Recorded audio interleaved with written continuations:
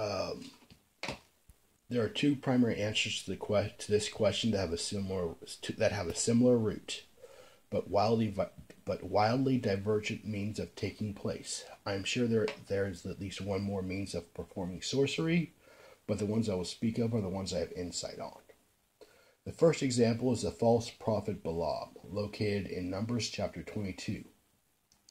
The source of Balaam's power is the Lord, but he was a false prophet because he doesn't do as he was told by the Lord.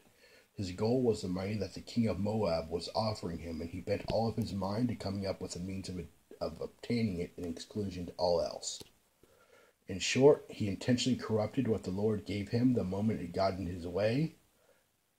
Oh, he intentionally corrupted what the Lord gave him the moment it got in his way. After all, the king of Moab sent for him because he knew that those the man cursed were cursed, and those he blessed were blessed.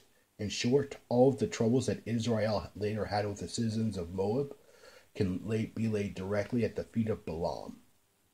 I say this because those who know that something is real treat it with respect because it is real.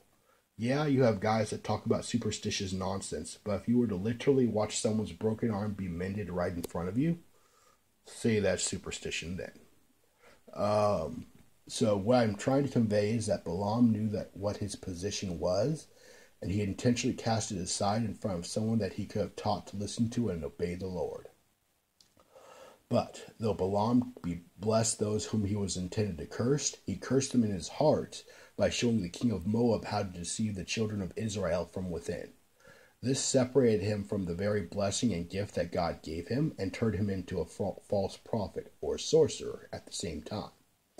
That's the first form of sorcery in its entirety, using whatever gift granted to you by God to do what you desire when it runs contrary to whatever the Lord may have decreed. God may grant grace, but it is not a good idea to travel in such a way as to go against the Lord when you know beyond a shadow of a doubt that he has power. Then comes the second form of sorcery, what comes across as an innocent thing. So I'm sure that I have mentioned before that the devil is noted in the Bible as being a roaming lion looking for those whom may devour. This lion has been around on earth for about 12,000 years. He is sentient, so he has that much experience in dealing with men. He knows that all he needs to do to hook most men and women on what he would have them do is present himself as a nice little spirit that will help with the little minor things. Because the moment that they start seeking God, he can immediately start tormenting them and putting them in their place. This works because though the acts were minor, they now trust him and assume that they were doing something they shouldn't when he starts tormenting them. Reasonable, right? The problem is that the devil will always take something permanent and lasting, only to give a fleeting and minor gift in exchange. At the same time, he works by those weird hospitality customs that have for the most part been lost in America. To clarify, even though you can't see him, if he is in a home, he is capable of robbing the inhabitants of that home of the blessings that they possess. Unless they have some gift like Balaam of recognizing what's going on in the spirit, they don't even know that they're being robbed, and that thing being robbed is what is being used to fund or power whatever gift the devil is granting the one under the deal he has made. At the same time, because God gave men free will, the devil wants to enter into agreements and supposed bonds of servitude in order to be able to act under the authority of men. This is a second sorcery, because these deals allow the beings to perform great evil under cover of a pleasant guise. I know I'm trying to convey, but I can't seem to find the best words, so I will try to use this example. Suppose you were helped with a big problem, and you as a dabbler in magic have made some deals with spirits that seem good on your end. In thanks, you give your helper 2 of your genies that have helped you avoid the local gangsters. So you continue to go through life, forgetting all about what you did, making deals through your genies and earning money for the things they do on your behalf. Until one day you start having problems. You do everything you can, but your last customer isn't happy. He keeps saying that the thing he requested from you isn't happening or is leaving at inopportune times. You have no idea as to what is wrong, so you try to call on your genies through your Ouija board. They say that they need another formal request to fulfill the action. You do so and give the customer what they asked for again.